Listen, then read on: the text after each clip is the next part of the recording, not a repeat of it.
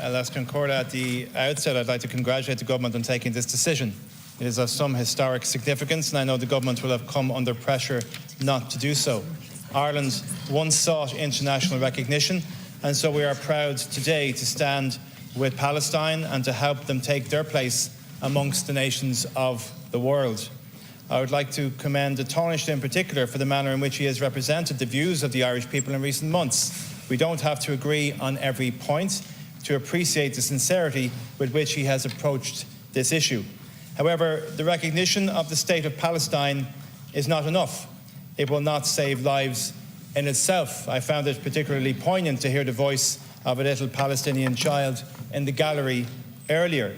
The Palestinian people need an immediate and permanent ceasefire. The hostages must be released. The man-made famine and medical disaster for injured civilians can be stemmed if Israel stops blocking humanitarian aid into Gaza. The EU can and must act by suspending the trade agreement with Israel. The EU is Israel's largest trading partner, with 32% of Israel's imports coming from the EU. And the Irish government can send a further message of solidarity by passing the Occupied Territories Bill to ban any goods and services produced in Israeli-occupied settlements in the West Bank. However, the reality is that there is one man with unparalleled influence to bring the disaster in Gaza to an end. His name is Joe Biden, and he has to do better. We know things about peace processes in this country. We know that if there is to be peace, it has to be premised on the absence of violence. We know that if there is to be peace, there has to be compromise. We know that if there is to be peace, then one side cannot win absolutely. And in this context, you cannot have a two-state solution to this problem without a state of Palestine. But you cannot have a two-state solution either without the state of Israel. This has been an awful catastrophe to watch. From October 7th onwards, each day has brought forward new and fresh horror. The scale of the loss of life is simply horrific. It is emotionally gut-wrenching. It is anger-inducing. The decision of the Irish state, along with those of European friends in Spain and in Norway, to join with many other countries in recognising the state of Palestine, it is an important one. It is symbolic, but in and of itself, it will not save a single Palestinian life. Only Israel can do that. And we understand that Israel itself feels under siege. We understand, too, that for historical reasons, Israel has an understandable sensitivity to its place in the world. And we know that Israel finds it hard to understand that when we in Ireland look at this problem, that we see primarily not Israeli and Gazans, but David and Goliath. What has taken place in recent months has added to Israel's insecurity. You cannot eliminate Hamas by perpetuating the grievance that sustains its existence. To begin to put in place an end to this tragedy and this conflict, we need a peace process. The career of a single politician cannot be allowed to impede this necessity.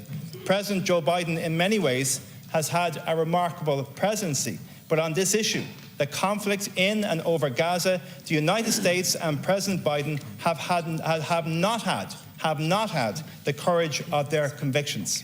President Biden knows that there is no long-term security for Israel that does not cater for the national aspiration of the Palestinians. You cannot say that you advocate a two-state solution by word if those words are not matched by deeds. You cannot and should not protect an Israeli state that is not open to a genuine attempt to relaunch the peace process. You cannot do good while ignoring or cajoling a bad faith actor, because we know that whilst tragedy unfolds on a daily basis in Gaza, the geographical basis for the two-state solution is being undermined by extremist settlers in the West Bank. And in the face of sheer horror of the last few months, there is only one legitimate response by the international community. Try again, try harder, try seriously. So I say to you, President Biden, from these houses, discreet phone calls to try and rein in Netanyahu isn't global leadership. Your current approach is prolonging this tragedy, not shortening it. The evidence shows that your strategy is contributing to the loss of life in Gaza and elsewhere. And to you and to incoming UK Prime Minister Keir Starmer, I say this: you know Ireland well. You know our peace process too well to think that you have one going on in Israel and Palestine, and you've got to do better than that. Others stand to help in good faith, but you have to lead. And a Labour Prime Minister in the UK must also lead. Without a peace initiative involving the United States, UK and the EU, we will witness the continuing brutalisation, impoverishment and radicalisation of the Gazan people. And I fear we will have to witness more of the horrific scenes from Rafah that shook everyone to the core this weekend. This war on the people of Gaza will not bring security to Israel. It will only create another generation brutalised by war, orphaned by war, and intent on revenge. The longer Israel continues its action in Gaza, the further we get from peace. Since mid-October, we have witnessed the entire population of Gaza herded from pillar to post, increasingly desperate for food, shelter, and medical aid. Aid has become a negotiating card, not a humanitarian priority. And the basic infrastructure of a functioning society, hospitals, school, playgrounds, has been systematically razed to the ground. This is the intentional destruction of the Gazan people and their society, an attempt to bomb them into hand-to-mouth existence. It is collective punishment of an entire people for the crimes of Hamas. It is genocide. It is a moral outrage, and Israel has to stop. Last week, we joined with our EU partner, Spain, and our European partner, Norway, in recognising the state of Palestine. We also know that other European states, such as Portugal and Slovenia, for instance, are in favour of recognition in principle and are seeking a broader EU consensus before making further moves. This only serves yet again to underscore how dangerous and arrogant Ursula von der Leyen's actions last autumn were. She does not represent the people of Ireland or the millions of Europeans who have marched to call for a ceasefire in Gaza. She does not represent the people of Ireland. Her credibility amongst people across the European Union is at zero. And at the time of her visit to Israel last autumn, we knew we were on the brink of a disproportionate Israeli military response engendering a humanitarian crisis on an unprecedented scale.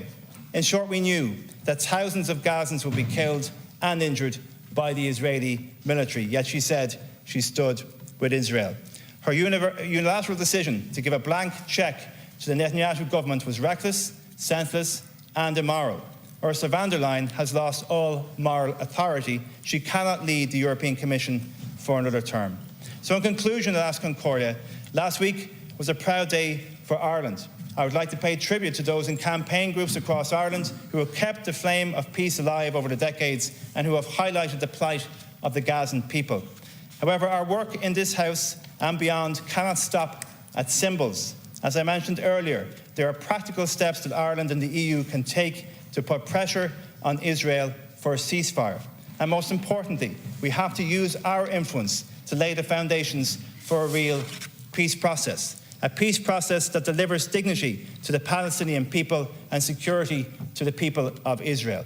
We know it is possible. We know the first step is ceasefire, and that ceasefire has to happen now.